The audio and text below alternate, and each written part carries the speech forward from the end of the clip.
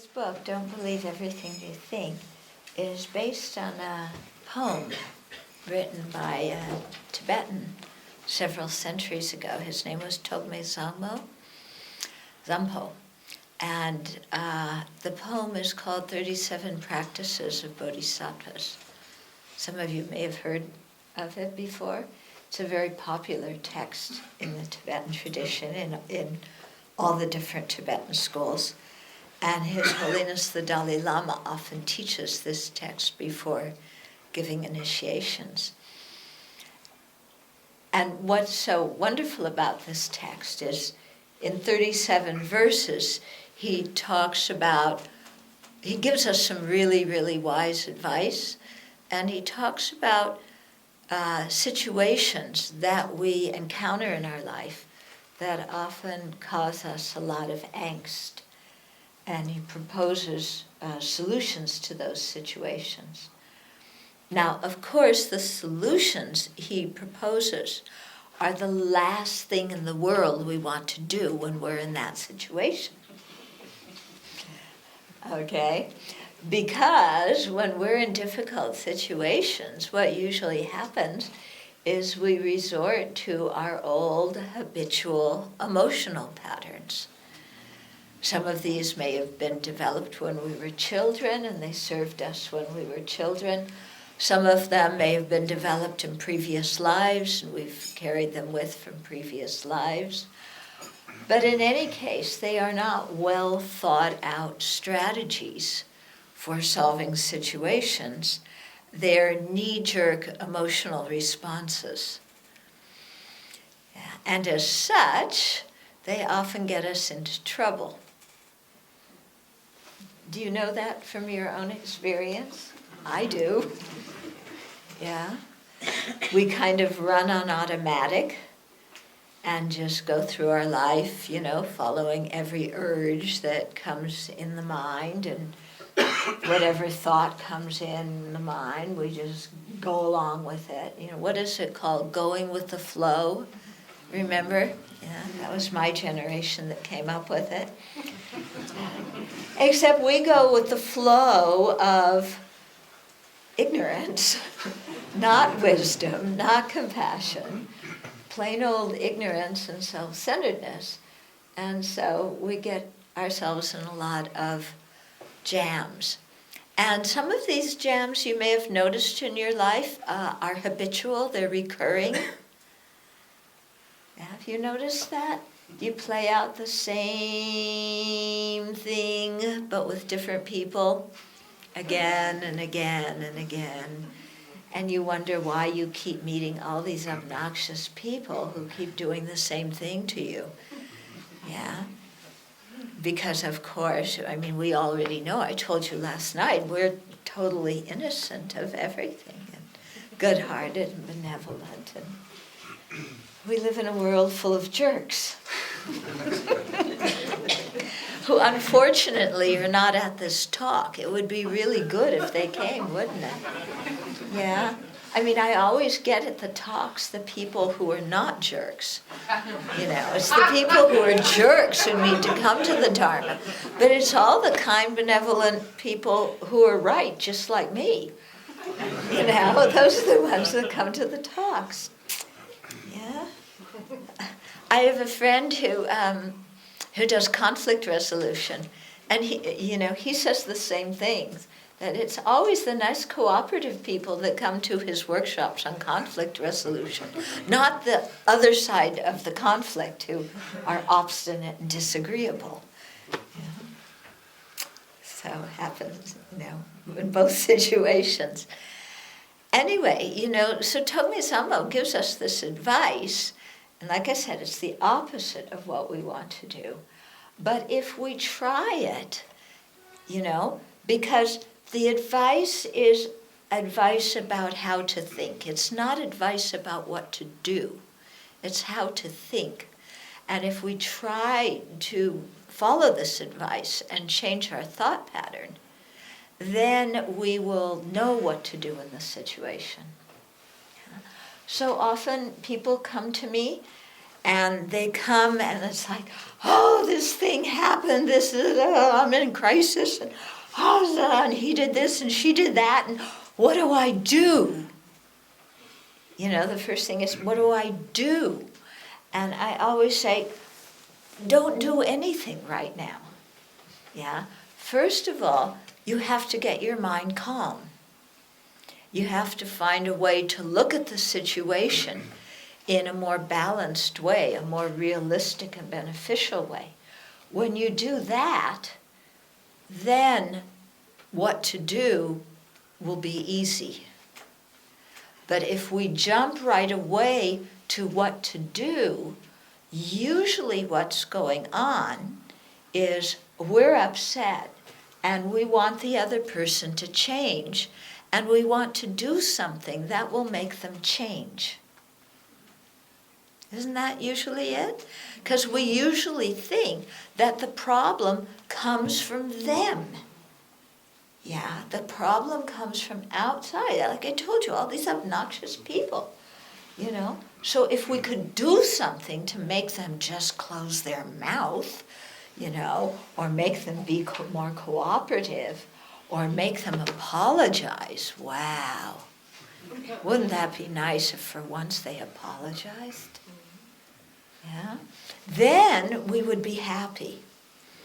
Yeah, but the thing isn't what to do, it's how to change our mind. Because when we're in a very reactive emotional state, I'm going to tell you something you're not going to like. We're not perceiving things accurately. Now you're going to go, what? I am perceiving things accurately, Yeah.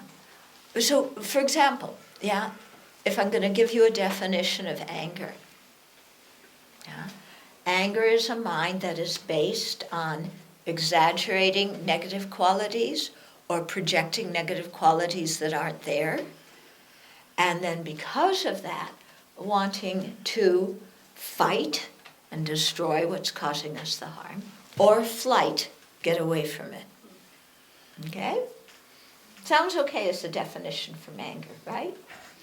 Now, when you're angry, do you think that you're exaggerating a negative quality or projecting one that isn't there?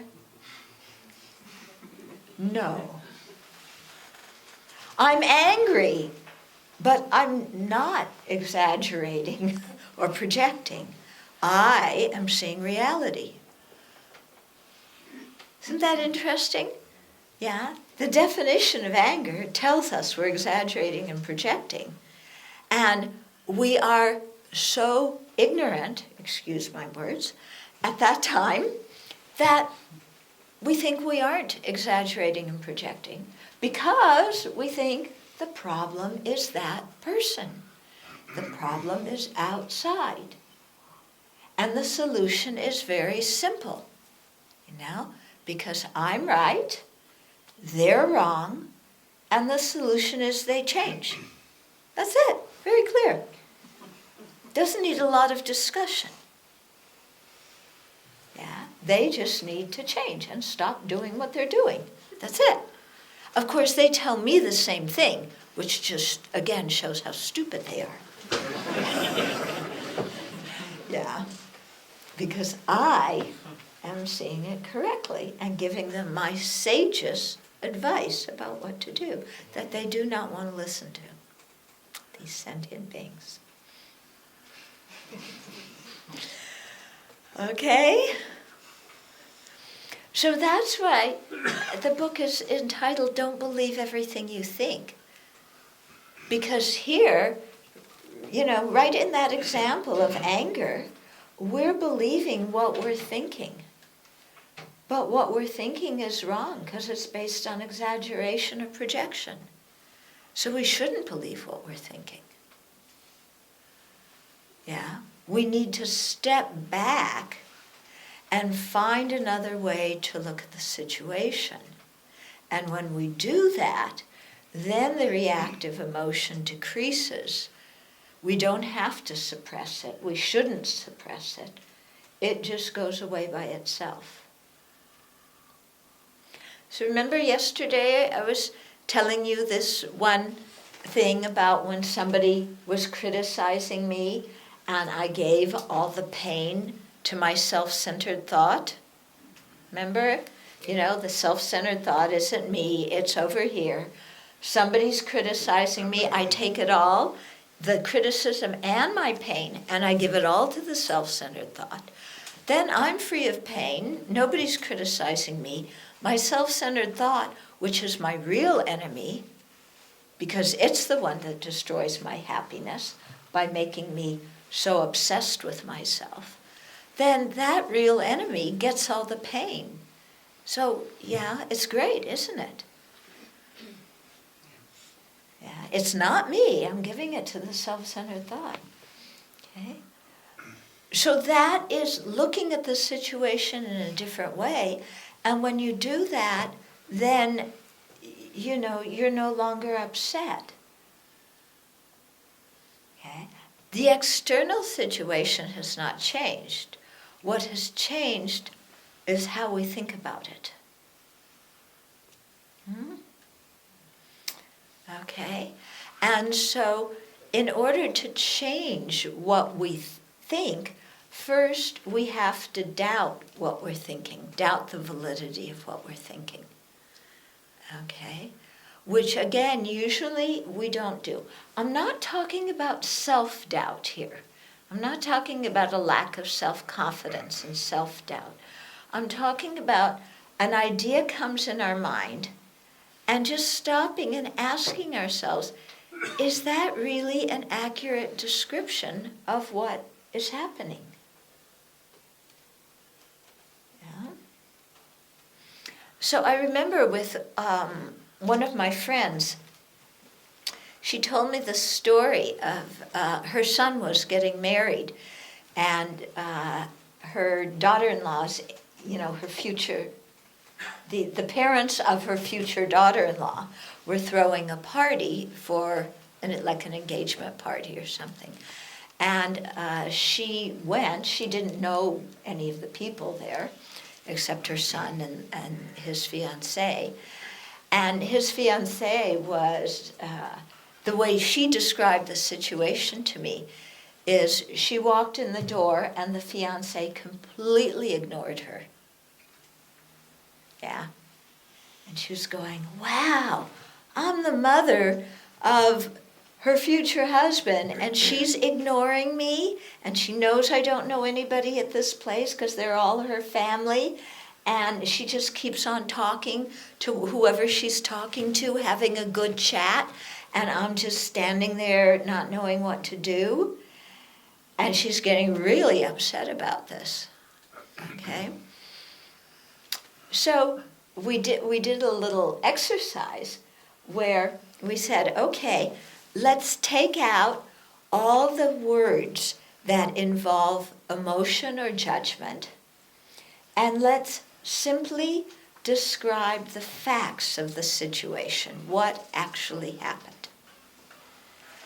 And what she came out with was, I opened the door, walked in the room, and my future daughter-in-law was talking to someone.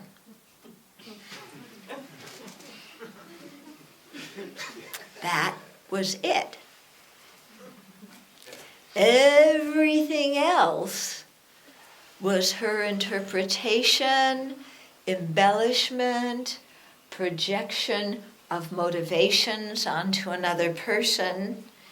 And so all of her unhappiness was self-created. Okay?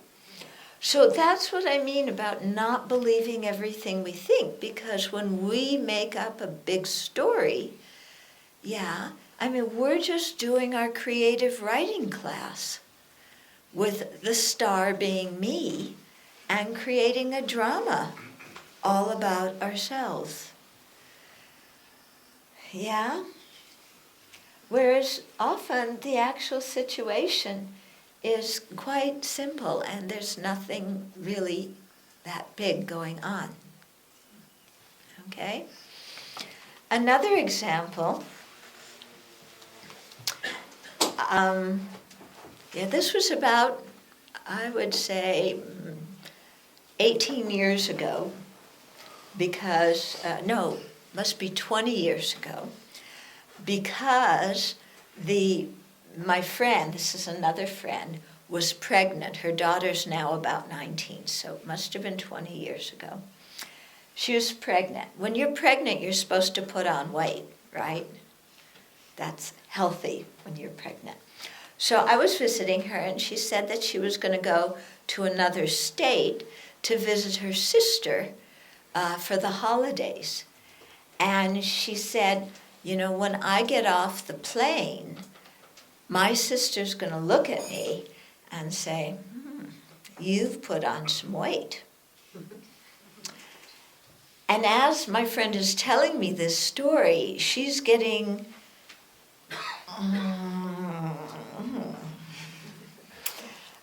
tighter, could we say? How about angry? Yeah? It's like, I'm going to get off the plane, and my sister's going to criticize me for gaining weight and accuse me of eating a lot and tell me I look awful. And, you know, she's getting really revved up about this. Yeah. Her sister isn't anywhere around. She hasn't even gotten on the plane to go see her sister yet. But she's mad. Okay, because she knows what's going to happen. Okay. Good situation to not believe everything we think, isn't it? Yeah. Just, you know, we're dreaming up some big story and getting ourselves upset about it. Yeah. Much better, yeah, take a step back, calm the mind down, see what reality is. Yeah, at least conventional reality. Yeah. And then go on, instead of getting ourselves so, you know, worked up about things. So I would say usually once a day at least we get ourselves worked up about something. Would you say that? At least. Yeah, at least. Yeah. And whatever our problem is that day, yeah, it might be a problem with a colleague or a family member or who knows what, but our problem of the day is always really awful, isn't it? And very serious. And worthwhile doing an entire meditation session about.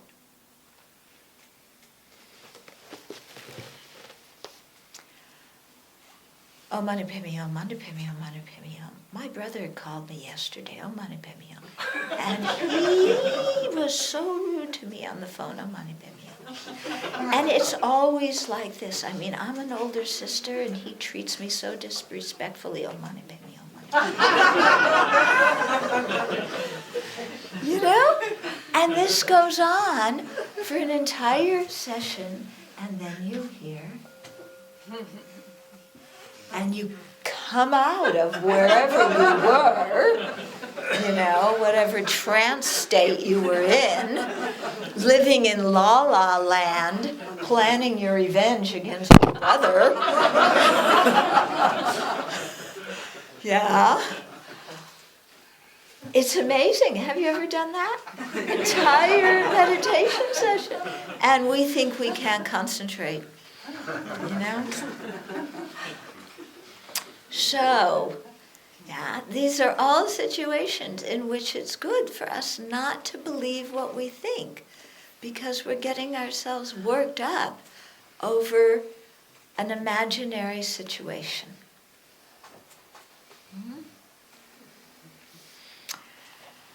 So, that's what he talks about in this book. Yeah.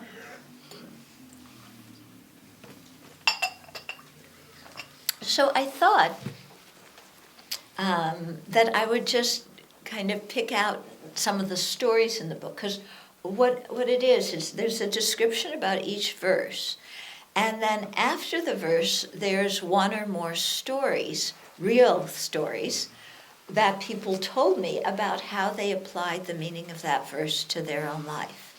And so it's really interesting because people sent me stories, or just we were hanging around the kitchen table and, we came out with the stories. Where are my glasses? Okay. So, and also people last night were interested in the prison work I do. So there's some stories in here from inmates. So I thought I would read a few stories and some verses. Okay. So I'll read you the verse that starts out here. Okay. All suffering comes from the wish for your own happiness. Perfect Buddhas are born from the thought to help others. Therefore, exchange your own happiness for the suffering of others. This is the practice of bodhisattvas. Okay, so we're in a suffering situation, and we're thinking it's the other person's fault. And Togme Zampo says all suffering comes from the wish for your own happiness. In other words, from our own self-centeredness, like we talked about last night. We don't really like to hear that. Because there's something so nice when you can blame somebody else for your problems. There's something so nice. It means we don't have any responsibility. It means we can relax and be a victim. Yeah? Nobody else makes us into a victim by harming us. We make ourselves a victim by how we think. Yeah? So, somebody's harming me. I'm sweet innocent. I'm a victim of this rude person who deliberately wants to harm me because they are either bipolar or, manic depressive, or, they have some psychological disorder that I am diagnosing, even though I'm not a psychiatrist. Doesn't matter, I can still diagnose them, And so they're doing this to me, yeah. And he, Tomizamo has the gall to tell me that my suffering is coming from the wish for my own happiness. Yeah. What he's meaning here is our selfish wish for our own happiness. Just wishing for happiness, there's nothing wrong with. We all want that. Yeah. But our selfish wish for our own happiness. Okay? Whereas Buddhas, the enlightened beings who experience bliss all the time,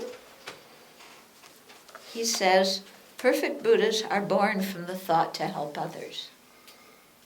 So thinking about our own happiness in a selfish way brings us suffering. Yeah. Thinking about others' suffering and wanting to help them is the cause for Buddhahood, where we experience joy. It's the opposite of what we usually think. And so he says, therefore, exchange your own happiness for the suffering of others. So when we're grasping in a stingy way about our own happiness, instead give our happiness away and voluntarily take on the suffering of others. So this actually leads us into the taking and giving meditation, the Tonglen meditation. Some of you may be familiar with that, where you imagine others who are suffering, you imagine taking their suffering with compassion, and then you imagine giving your body, possessions, and virtue to others with love, and them receiving it and being content and free of their misery.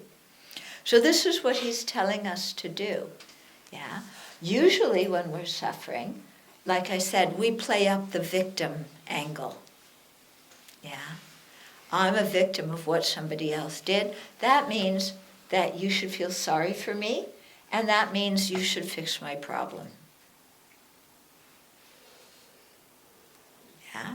And until that, I'm just going to be a miserable victim.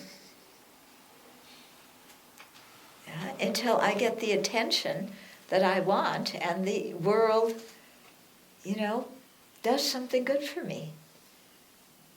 Where is that attitude going to get us? Yeah? Do you have that attitude? And if so, what are you thinking you're going to get out of it? Yeah. I know because I have this attitude, Anybody else have it? Yeah? No, just me. Okay. But, it's like, oh, what am I expecting out of this? Yeah? Really, that the world knows that I'm miserable and that I'm the most important thing in it. So the world should change and fix my problems. So I should be happy. And until the world does that, I have every right to sit here and sniffle and feel sorry for myself and be angry at the world. I don't have to do anything else but that. And where does that get us? We use a lot of tissues. And that's about it. It doesn't get us anywhere, does it? Other people do not play along with our trip. Or maybe they try to. We're sitting there, in our victim mentality. And somebody comes up and says, "You look unhappy. Is something the matter?" And we go, "No!" and turn away from them. Yeah. It's really rather foolish on our part. So Tome Zambo said, instead of doing that to ourselves, do this other meditation wherein we imagine taking on others' suffering and giving them our happiness. And that completely transforms our own mind. And it also eliminates fear. Yeah? Because when we're afraid, we're looking at the other person as some kind of objective, threatening entity. Yeah. When we do this meditation, we see that that person is actually miserable. They're suffering. That's why they're doing what causes fear in us. If we tune into their suffering, we can have compassion for them, not fear. So that's what the story I'm going to read. Okay, this story was written by somebody that I met when I lived in Missouri, and I've done prison work for a long time. And I went into to give some talks in a prison in Missouri. It was 2002, 14 years ago. And so I've known him for that long. We've been in touch since then. He's quite an amazing person, extremely intelligent. He set up an internal TV channel in the prison where he is. Yeah, for educational programs and entertainment for the other inmates. Anyway, okay, here's the story he wrote that pertains to that verse. He says, "Of all the practices I've done, the taking and giving meditation has had the most profound effects in my life. In particular, one of the emotions I have the most trouble with is fear." Okay, if you've ever been in a prison, fear is a constant companion, because prisons are quite dangerous, at least the ones in the U.S. are. I've lived my whole life in one kind, wait a minute. A lot of it is conditioned fear. I've lived my whole life in one kind of dangerous situation or another. Fear is one of those emotions that can quickly move me from acting wisely to acting irrationally. The meditation of taking suffering motivated by compassion and giving happiness motivated by love has helped me more than anything else in situations where I feel intense fear. I am imprisoned for life without parole due to a murder I committed when I was 16. The following story occurred in prison. Joe, another inmate who was a friend of mine, was being sexually exploited. One day we were walking on the yard, discussing how he could put a stop to this distressing situation. As we walked and talked, he finally came to a point where he was just going to tell the guy who was exploiting him that he had had enough and then walk off. Of course, if you have dealt with prisons long enough, you know that such a confrontation usually doesn't end well. As we were walking, Joe's friend, the guy who's exploiting him, came out to holler at him. Joe did just what he said he was going to do. His friend quickly figured out that I was at fault for Joe's sudden courage, and now his friend wanted to holler at me. And I knew what that meant, and it wasn't good. Okay, so a big fight is brewing here. I did my best not to respond with my first reaction, which was to strike first. Instead, while I walked towards the guy, I practiced taking and giving. Taking from him his desire and greed, giving him what little virtue I had created in my Dharma practice. While doing this, I recited the Tara mantra. Amtare Tatari Tare Soha. By the time I got over to the guy, I was calm, not feeling fight or flight. Of course, the exchange between us was heated. He threatened me in various ways and wanted me to pay him money for taking his boy. And Joe went in and told the officer that his friend was out of bounds. The guy went to the hole, meaning disciplinary segregation, and was eventually transferred. During the incident, I didn't have to resort to violence because I never even felt moved to that level of fear beyond the initial feeling that led me to practice taking and giving. In short, taking and giving helped me to react from a more spacious place, a place where I had options other than confrontation and aggression. In the end, it worked out well. Joe isn't getting exploited anymore, and the guy was transferred. Now Joe is in a much safer camp, working on the inner issues that led him to that situation. He was abused as a child and quickly identified himself in the victim role. So quite a story, isn't it, of averting a major dangerous situation by changing the way you look at it. Yeah, tuning into the other guy's suffering, imagine taking that, giving him your happiness, and so not needing to put on an aggressive bully front in order, as a response to the situation. Okay.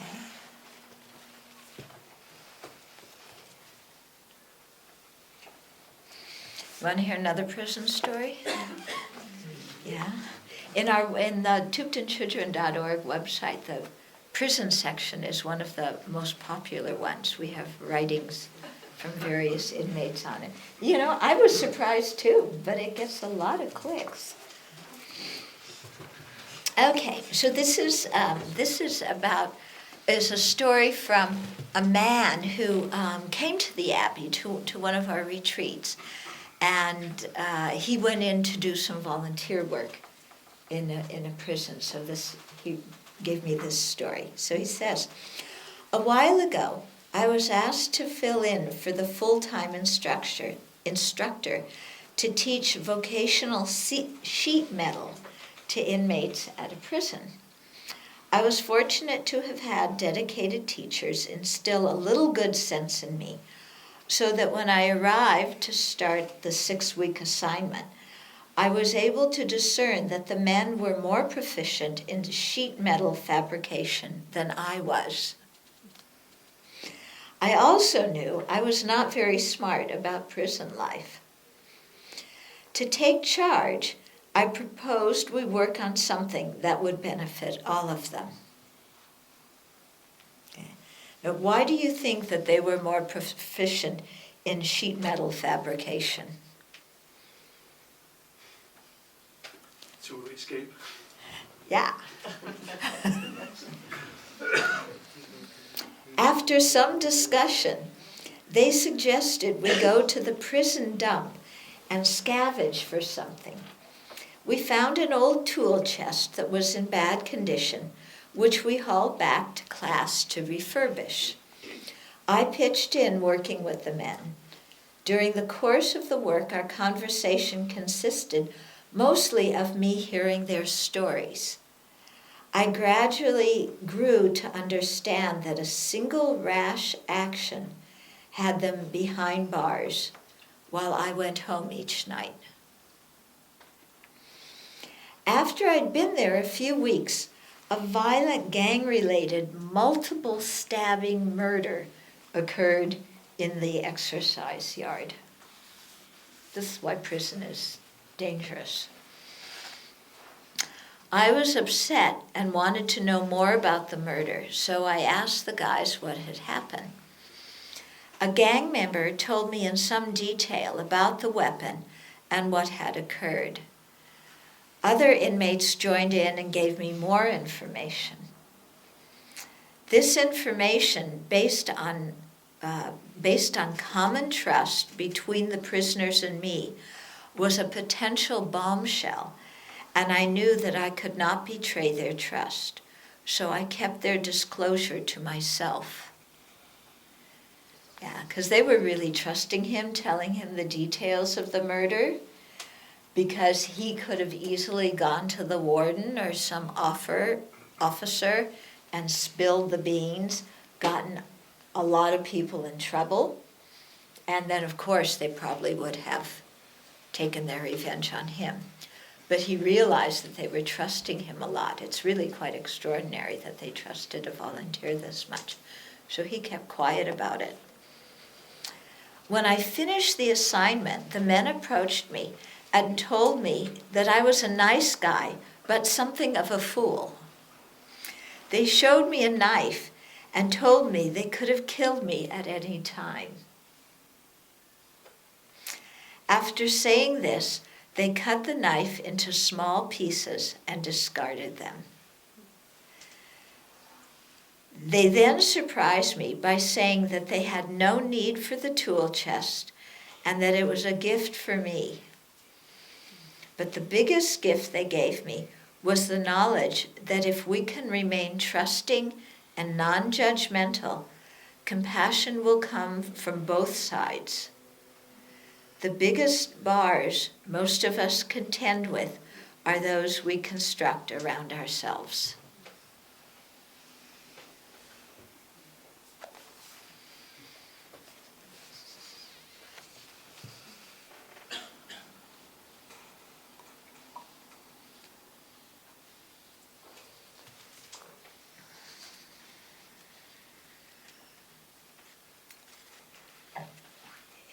So he handled his fear by having trust and kindness and compassion, which these guys repaid, some of them gang members, who had a knife and could have killed him, but decided to trust him in return.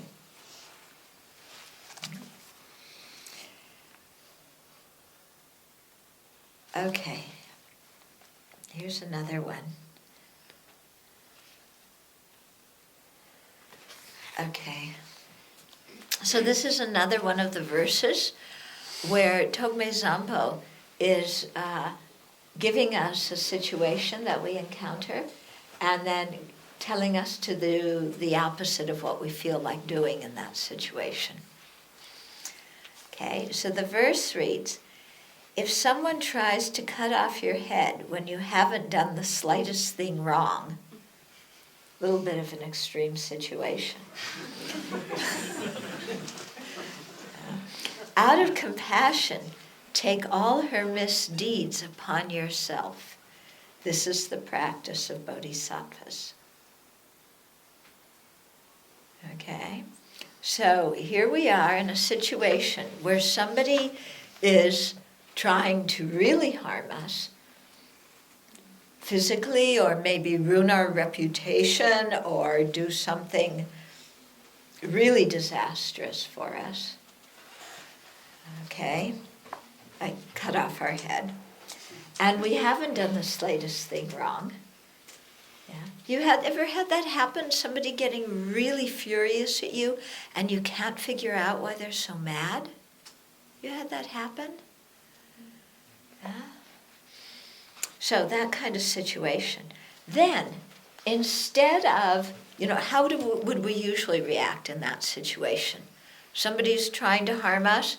We haven't done anything wrong. We have no clue why they're acting that way. What do we usually do? Yeah, we defend ourselves. We attack first. We back away from the situation and, don't talk to the other person again. We retaliate. Maybe we spread bad rumors about them. Of course, we don't spread bad rumors. These are things we know are true. Yeah. We talk to other people so that everybody else is on our side against that person. Yeah, don't we? Yeah, this kind of way we react. So what's he telling us to do instead? Out of compassion, take all her misdeeds upon yourself. And we're going, huh? Here's a person who's trying to cut off my head when I haven't done anything wrong. And you're telling me, first, not to retaliate, and second, to take all of their misdeeds, all of that person's negative karma that's going to afflict them with suffering for a long time in the future, take all of that upon myself when I haven't done anything wrong and I didn't start it? It's like, come on, Togme-sama, what are you talking about? Isn't that how we would first react to this? Yeah. Like, this guy's got to be joking. Yeah. I need to defend myself. Okay, so why is he saying, out of compassion, take all her misdeeds upon yourself? So this is another example of the taking and giving meditation.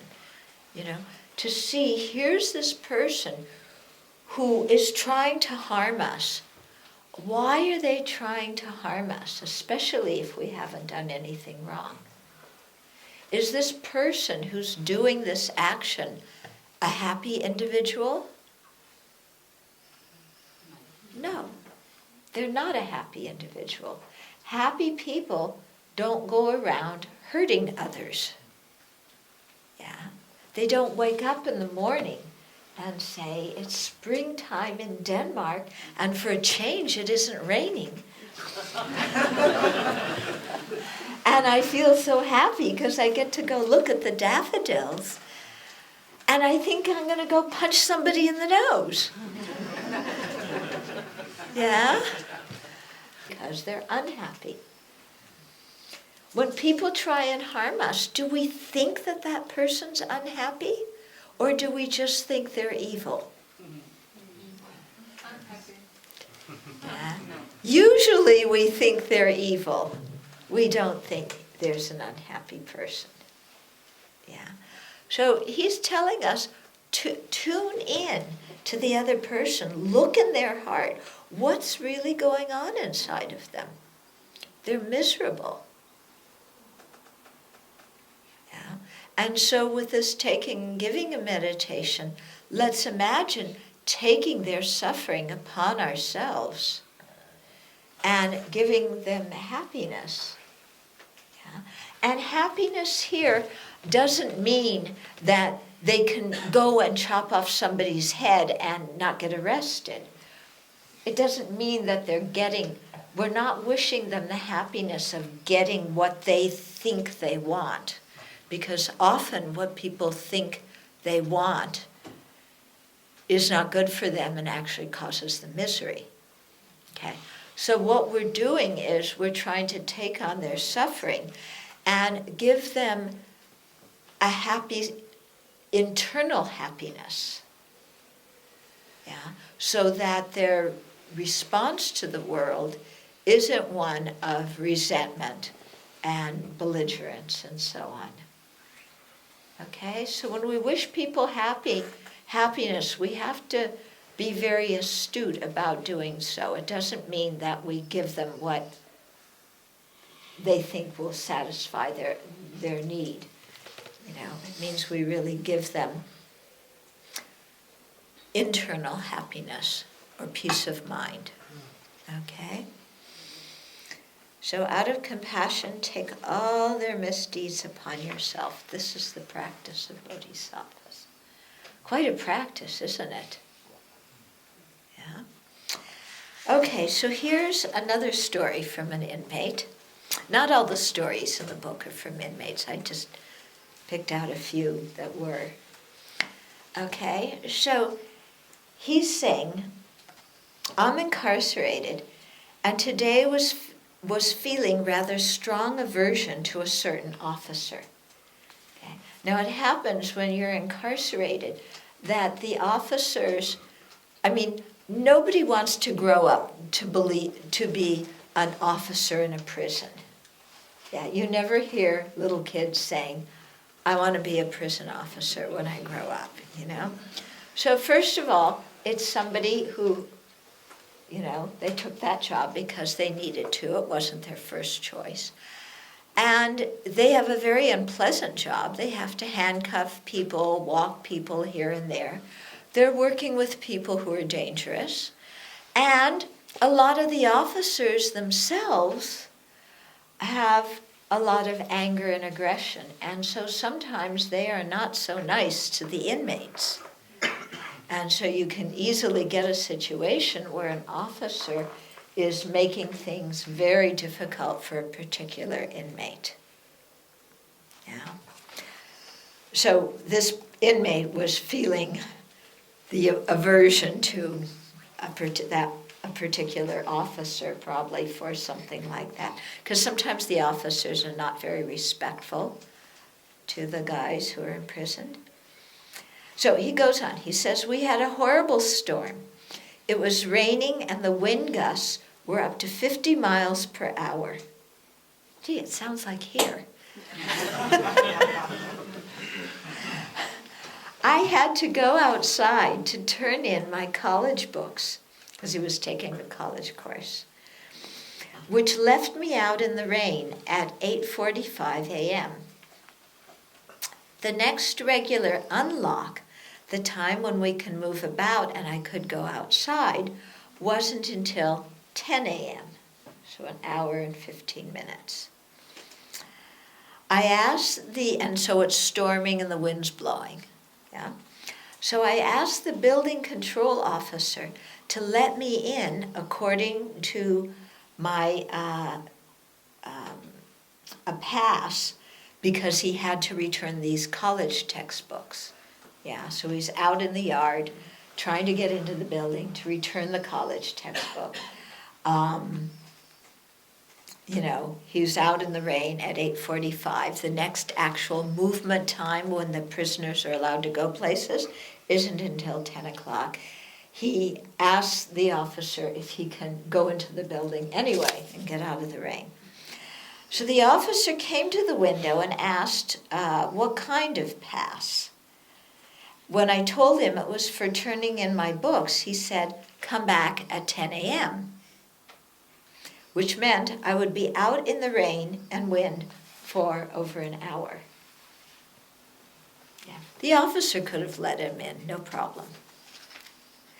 Over the course of an hour, many inmates went in and out with the officer.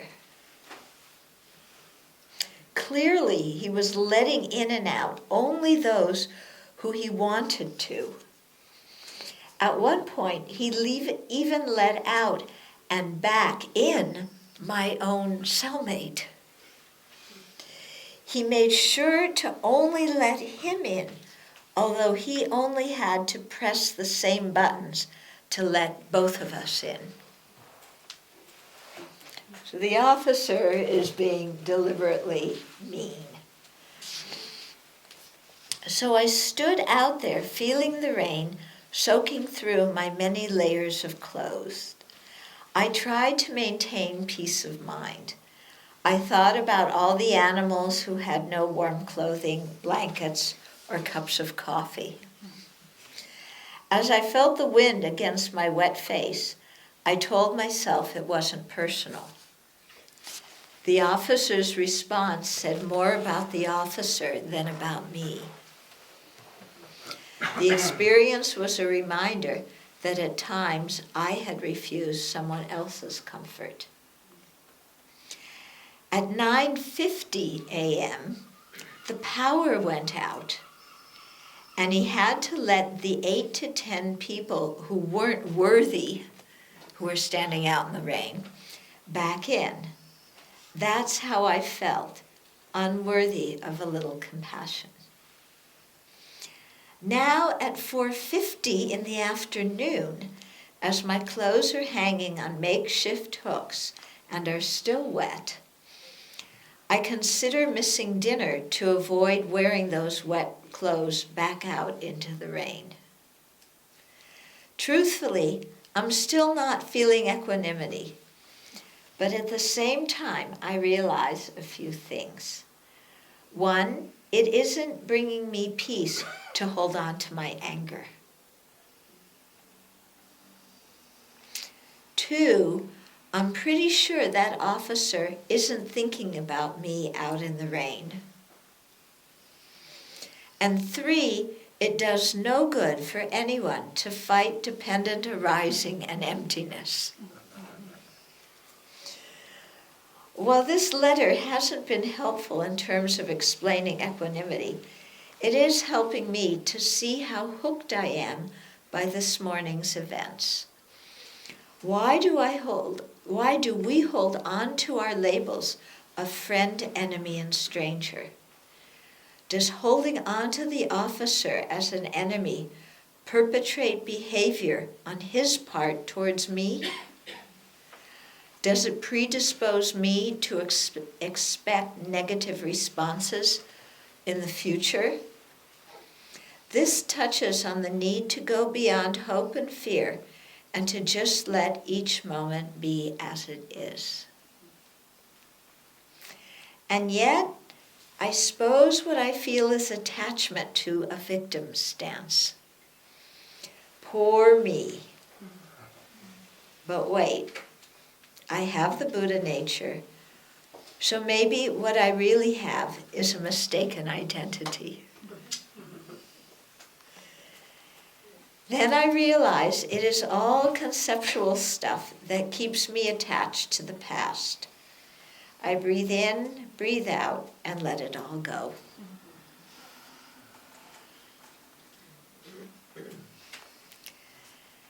Okay, so these are our stories about how people really use the Dharma to see their situation from a different perspective.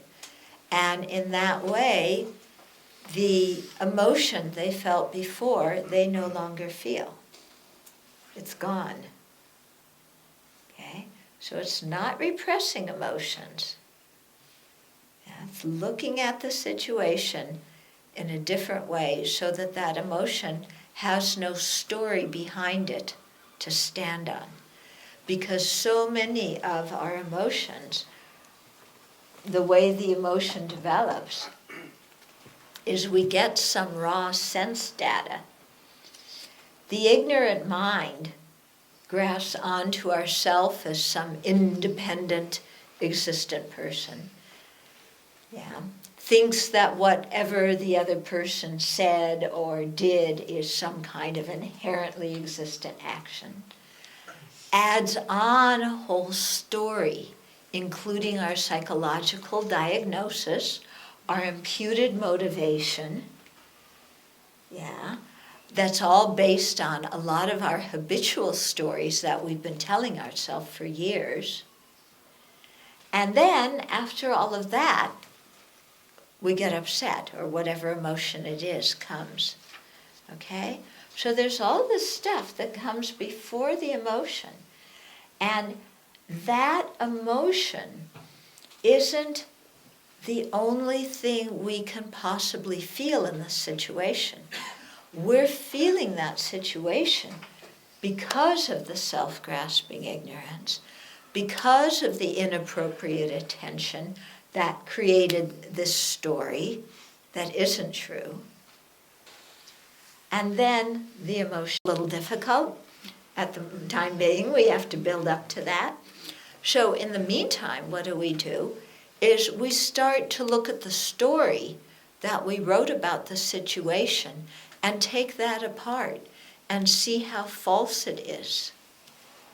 And use another, practice one of the thought training techniques, which helps us to describe the situation to ourselves in a different way. And then the emotion changes. Okay? So instead of feeling, when we're in a very emotional state or something happened that we don't like, that our emotion is the only possible response that any sane person would feel, instead of thinking like that, go back and shed the story and look at the situation in another way. And then we see that there's actually a whole variety of emotions we could experience that are much more realistic. And if we're very skillful, we could even take the whole situation and turn it into the path to awakening by generating a virtuous mental state ourselves.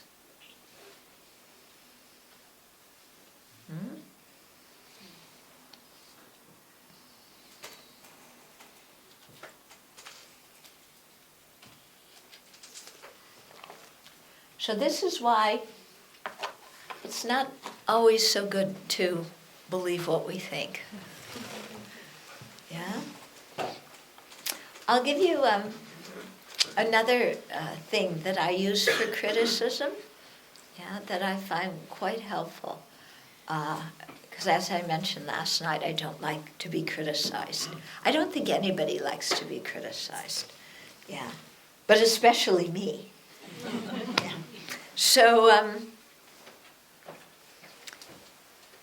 this thing is, because usually, when we're criticized, then we get angry, we want to retaliate, we want to defend ourselves. We want to explain to the other person how what they're saying is wrong. Flat out wrong, and they have no business talking to us that way at all. Okay? Because we want to establish our power over them, because they're challenging us by criticizing us. Okay?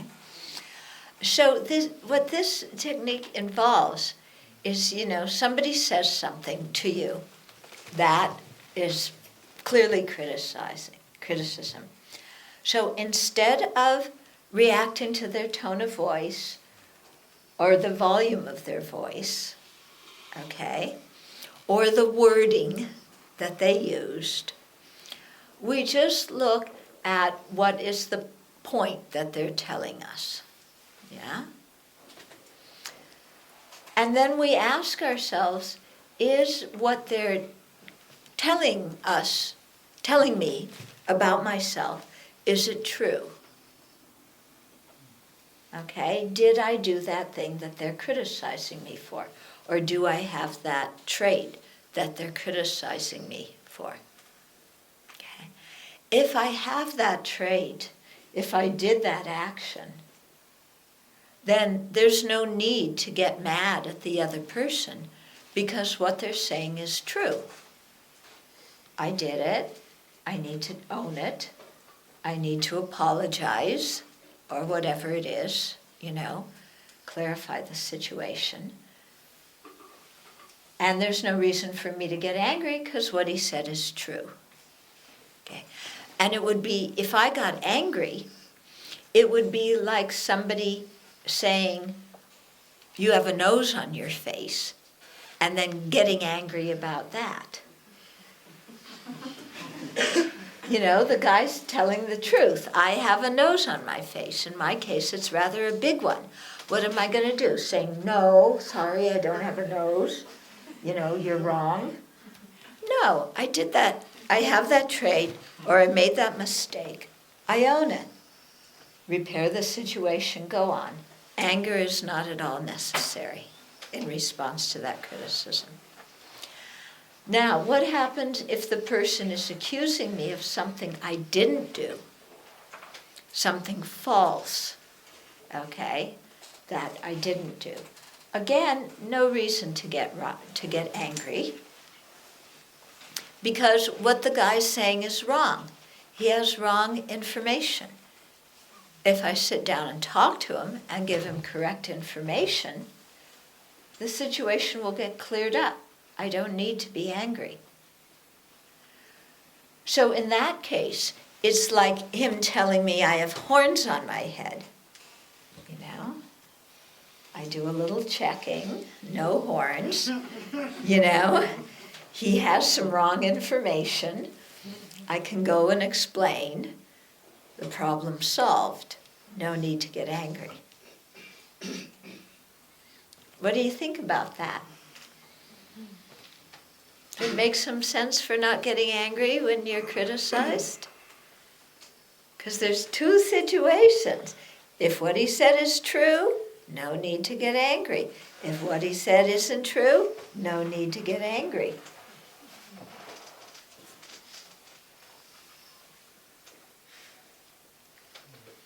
Yeah? I think sometimes we put up a psychological defense saying, okay, maybe he, she is right, but at least he, she could say it in a nice way. Yeah. It's like, if you're going to criticize me, please say please before. Yeah. And please bring me some chocolate cake as well. At least be polite when you criticize me. We have a whole checklist that they should fulfill before they give us any feedback that we don't want to hear. Right? When is that going to happen? No time soon.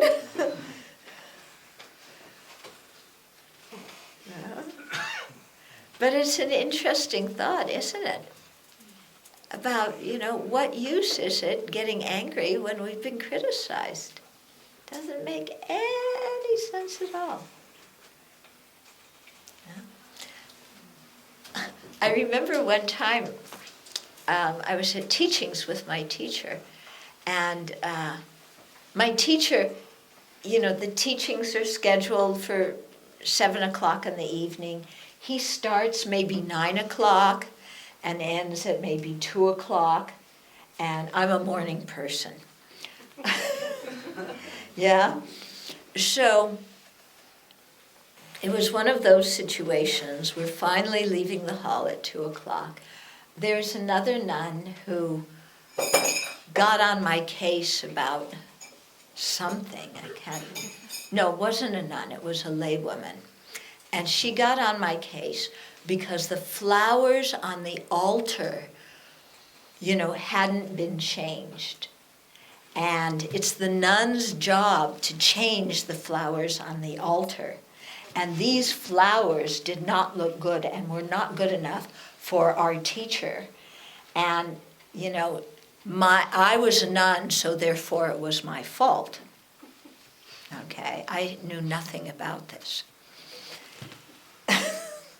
Yeah, and so initially I was starting to get kind of riled up because I'm getting blamed for something that wasn't my responsibility, and the flowers look fine.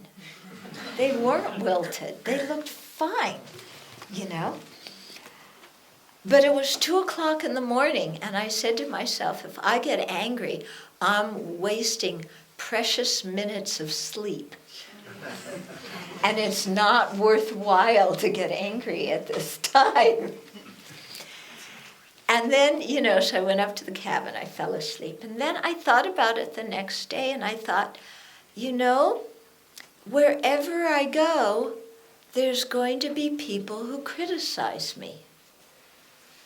And there's going to be people who blame me for things I didn't do. This is a very common feature, a very common event in the world. I'm not the only one it happens to, and this isn't the only time it's going to happen to me. And where am I going to go in this entire universe where nobody is going to criticize me? Yeah, where am I going to go? And so I had one of these little talks with myself, and I just said, you know, I have to drop this because it's not worth wasting my time on. And I just have to recognize I'm going to get criticized, I'm going to get blamed, and so be it. This is the nature of cyclic existence. And if I don't like cyclic existence, then I should practice harder and get out. Instead of being so lazy in my practice and blaming the world. So you see, there's all these ways we can use to change how we look at the situation. And when we do so, then our whole mood, our whole emotion changes. Yeah? The Buddha was so skillful in how he described different situations to us and how to act. Okay, so we have some time for a few questions, comments?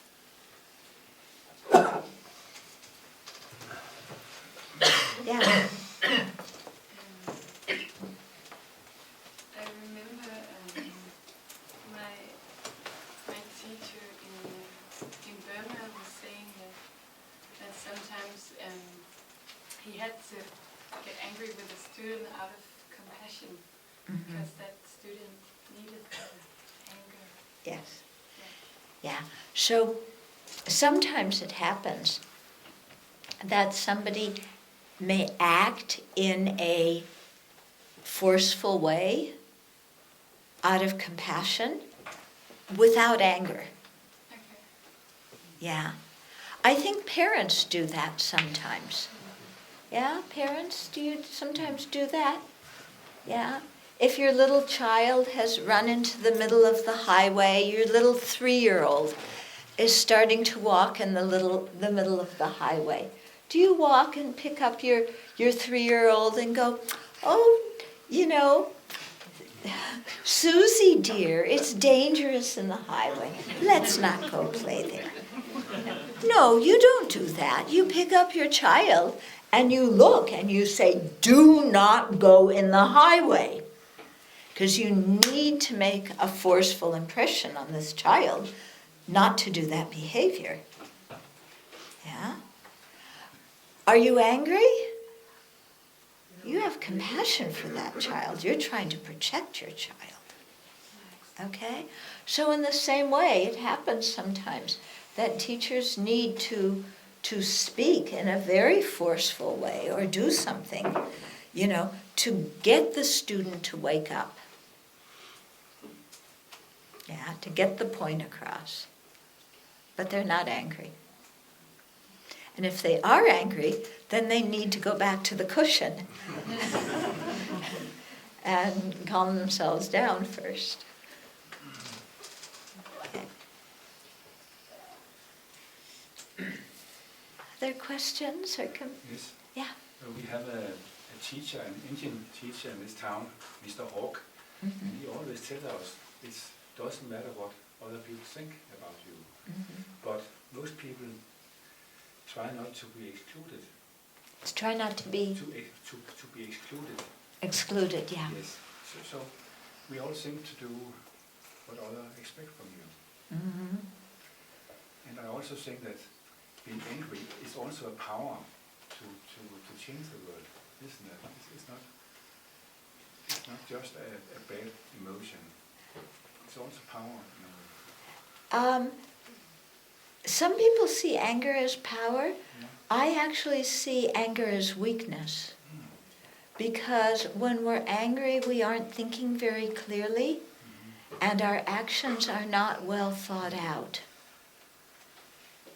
At least that's my experience. What's your experience when you're angry? Do you sometimes say and do things to the people you love the most when you're angry? You know, say and do harmful, cruel, mean things to them because you're angry, whereas you would never treat a stranger that way? Yeah. Because anger clouds our mind. We can't think clearly. So I see anger as weakness, not as power. Yeah. And I think in situations where we talked about this yesterday, where there's harm going on, compassion for both sides, the perpetrator and the recipient of the harm, compassion for both people is actually more appropriate and more effective for finding some kind of solution that may meet the needs of both people in some way. Yeah? Anger has power, but it doesn't make you powerful in a good way. Makes you confused. Sometimes I can use anger, if it doesn't get too much, as just a sign that something has to change. And then having to calm down again to see, so what can change? Is it either the environment or is it me? But just to use it as really a signal that there's something that isn't right. Yeah. You know? Okay. It's interesting because one time I was giving a talk at a university to some professors from the conflict resolution mediation department, and I was speaking about the problems with anger, and they said the same thing, that anger can indicate to us that something is amiss and we need to correct it. They also got very angry at me for saying that I thought anger was an afflictive emotion and unrealistic. Yeah, I thought that was interesting. People who were trying to encourage conflict resolution and communication got angry at me for proposing that anger wasn't a suitable mechanism. But they said that same thing. It lets you know something's wrong. Yeah. My question is that the only emotion that can let you know that something is wrong? No. There's a lot of other things that can let you know something's wrong.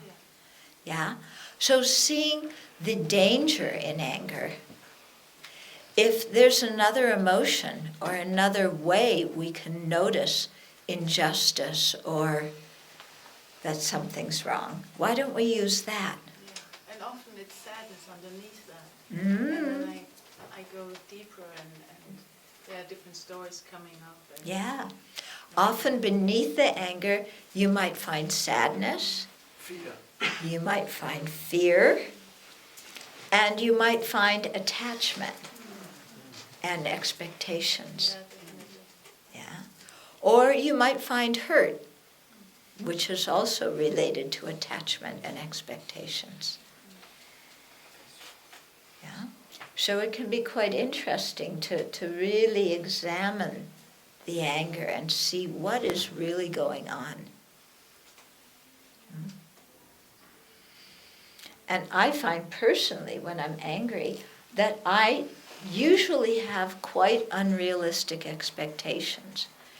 I expect a sentient being to be perfect. The definition of perfect being doing what I want them to do.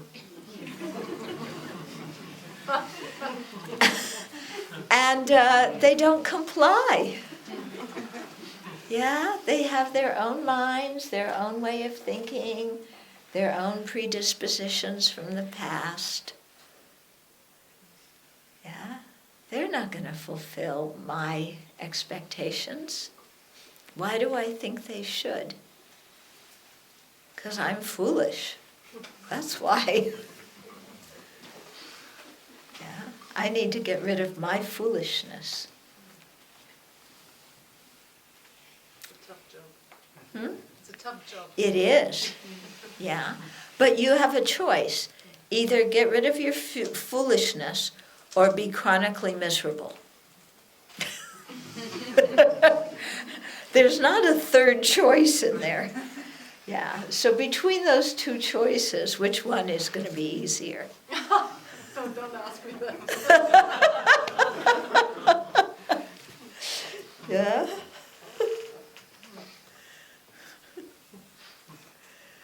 Okay. Yeah. I think it's quite common in our society to suppress the anger, especially here in Denmark.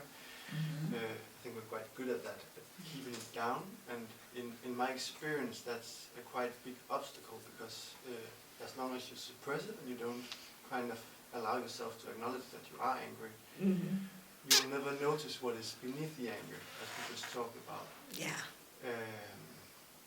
So how to deal with that in a skillful way in the practice? Yeah, so there's a lot of societal pressure not to be angry from certain societies or towards certain people.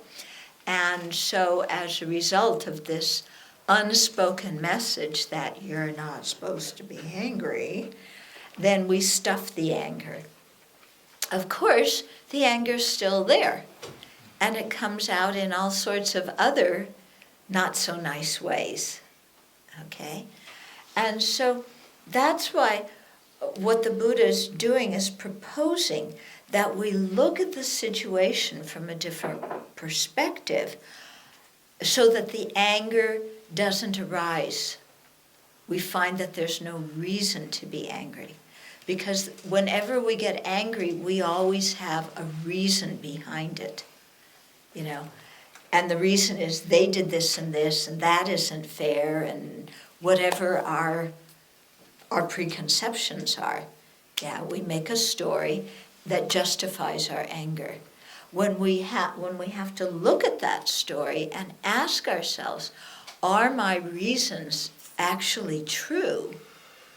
Or is this story I'm telling myself about how awful the other person is true? Then we see that we have an exaggerated, mistaken state of mind. When we see that our state of mind is mistaken, that the story isn't true, the situation doesn't exist as we think it does, then there's no reason to get angry. Yeah, because we've gotten rid of the reason or the story that we've been using to justify our anger. Okay, so then we don't have anything to suppress anymore. But we have to really work at this. Yeah, it isn't like you come and hear one talk, yeah, and then next time you get angry, you scratch your head and say, what did she say I was supposed to think? And then go, oh yeah, she said something about your story, and is it true? But in the meantime, you've already said and done who knows what. Okay? So this is the advantage of having a regular daily meditation practice, is we learn these methods either by reading a book or coming to Dharma class. And then in our meditation, we pull out situations from our own life and we practice thinking in these different ways. We practice questioning ourselves in these different ways and seeing if we can turn around some of those situations that we've already experienced and let go of whatever anger and resentment we've been holding on to. So this involves a lot of practice beforehand. Okay? It's kind of like when you go to take your driver's test, you know? You got to practice driving a long time before you go take your driver's test. Because if you don't practice, you're going to get in a wreck, and they're certainly not going to give you a license. Yeah? So it's the same thing. We need to really learn these methods and practice them repetitively so that we become familiar with them. And then they change our whole viewpoint, and we can also tap into them much more quickly when we need to. That's why they say that anger creates the karmic cause to be unattractive in a future life. Well, for that reason. Okay, so yeah? Yeah, now it's your body is getting warmer. Yeah, your body's warmer. Some people get cold palms, some people get hot, sweaty palms. Yeah. Face gets flushed, you're really angry by that time, okay? But the thing is to really learn to check in with your body and notice some of these signals when they're still very small so that you can see the anger when it's very small. Or some people find it easier to look at what I call the flavor of your mind, the mental feeling in your mind. Because I know before, when I'm starting to get angry, there's a shift just in the quality of the feeling in my mind. I can't describe it in words, but there's some kind of uncomfortable mental feeling. And for me, that's a signal that, okay, I'm starting to get angry, I need to stop and look at the situation, okay? So once we notice we're getting angry, then we just say, I'm getting angry. It's the truth, it's the reality. We don't need to say, I shouldn't get angry, I'm not supposed to get angry, what a bad person I am for getting angry, what would people think of me if they knew I was angry. We don't need to go into all that self-judgment. We just need to recognize I'm in the process of getting angry. It's just a statement of fact, that's it. Yeah. Then the thing is, okay, I'm in the process. Anger's small, it's going to get bigger if I keep on. Do I want to let my anger continue to get bigger? Or do I want to apply some method from the Dharma now to start to counteract the anger by seeing the situation in a different way? Yeah. So at first when we're doing this, we may notice, okay, I'm getting angry, and then we go, what the heck, I'm getting hangry, and we just go and act it out. After a while, we get kind of fed up because getting angry doesn't really bring about what we want. So we start to say to ourselves, okay, I'm starting to get angry. I really need to check into what is going on in my mind right now. Yeah? Can I ask you, does meditation make us less angry? I mean, we have this Gomda's body center. Mm-hmm. And once, some years ago, I feel like people are a little bit angry at the center. And I asked my friend, what's going on here? And he said it's because they meditate so much. We have some scientists, some experiment in the Middle East, And if there are many people meditating, it's more peaceful. For instance, in Israel. Yeah. Is that true? What does meditation? Okay. do? Okay. Yeah. Let me just Yeah. finish with his question and then come back to yours. Yeah. Okay. So is that making some sense? To just acknowledge without any self-judgment, and then say, do I want to continue being angry, or do I want to stop the anger?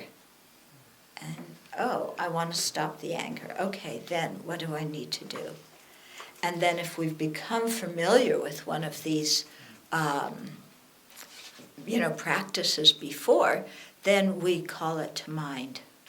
And it's going to work better when the anger's small.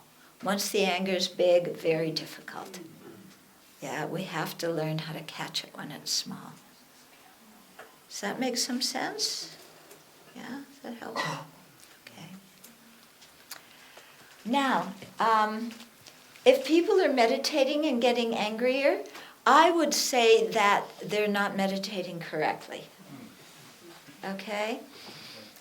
It could be that they're forcing a technique on themselves, but not really taking it in. Yeah?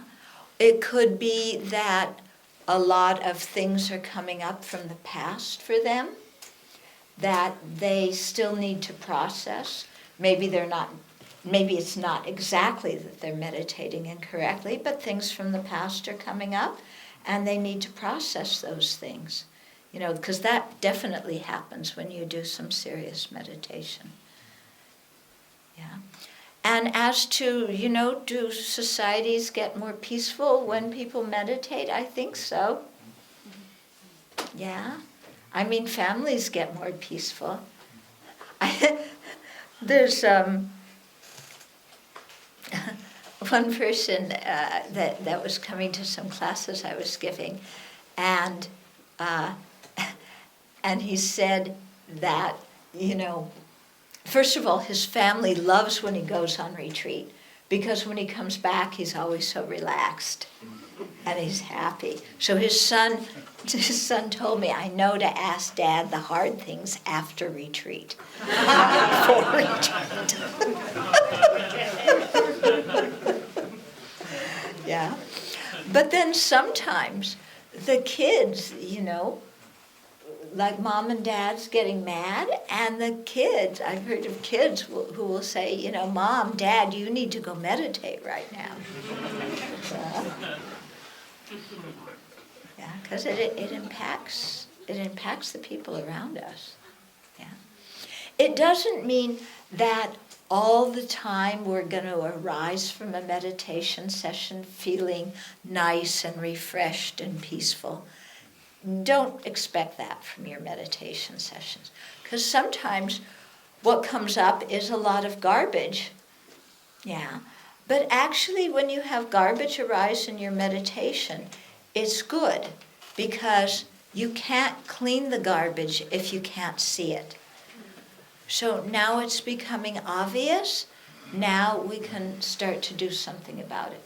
We may not be able to completely resolve it in one session. It may take a period of time, but by at least seeing it and acknowledging it, we're taking the first steps in resolving it. Okay.